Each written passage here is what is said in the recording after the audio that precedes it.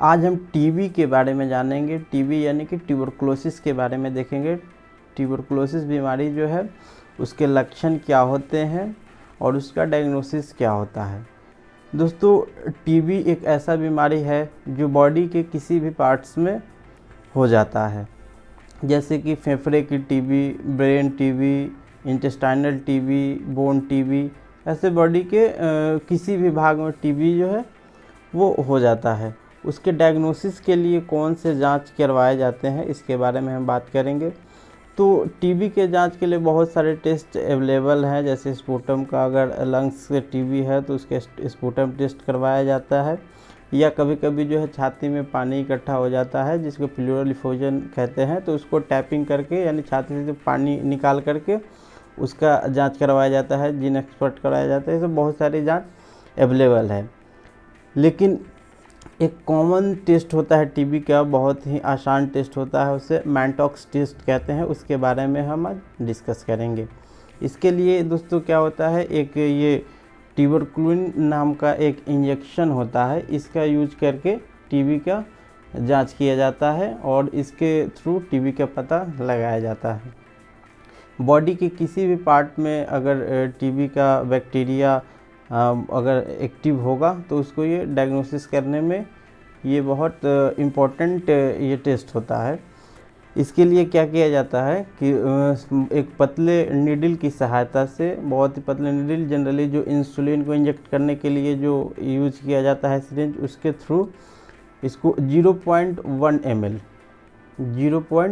ml इस injection को लिया जाता है और पेशेंट के स्किन के अंदर इसको, स्किन के ऊपरी हिस्से में इसको इंजेक्ट किया जाता है और उसके बाद इसको एक पेन या मार्कर की सहायता से घेरा लगा लिया जाता है और इसको 48 या 72 घंटे के बाद इसको देखा जाता है। और 48 या 72 घंटे के बाद इसमें देखा जाता है कोई स्पॉट आया कि नहीं, रेडनेस या किसी तरह का यहाँ पे एक्टिव कुछ यहाँ पे बैक्टीरिया हुआ है या नहीं। अगर वहाँ का जो स्किन का कलर वो जैसे के तैसा है जैसे पहले था और सेम अगर स्किन का कलर है, यानी कि वो टेस्ट निगेटिव, मॉन्टेक्स टेस्ट जो है वो निगेटिव होगा। अगर वहाँ पे रेडनेस आ जाता है या कोई चकत्ता हो जाता है तो वो टेस्ट पॉजिटिव माना जाता है। इसके लिए वहाँ पे जो घेरा लगाया जाता है उसके बाद वहाँ पे कोई केमिकल यूज़ नहीं करना होता है, वहाँ पे तेल साबुन कुछ भी नहीं लगाया जाता है। उसको 48 या 72 घंटे के बाद उसको वॉच किया जाता है। इसके लिए यही इंजेक्शन होता है जिसको इंजेक्ट किया जाता है स्किन के अंदर। इसके नाम ट्यूबरकुलिन इसका नाम होता है और इसी मेडिसिन, यही जो इंजेक्शन है इसके द्वारा जांच किया जाता है और ये बहुत यूज़फुल इंजेक्शन होता है टीबी के डायग्नोसिस के लिए। इसके बाद हम टीबी के लक्षण के बारे में जान लेते हैं। टीबी के लक्षण क्या होते हैं दोस्तों? टीबी के जो लक्षण होते हैं वो बॉडी के किस भाग में है टीबी उस पर डिपेंड करता है। बॉडी के किस पार्ट में टीबी का बैक्टीरिया एक्टिव है उस पर डिपेंड करता है।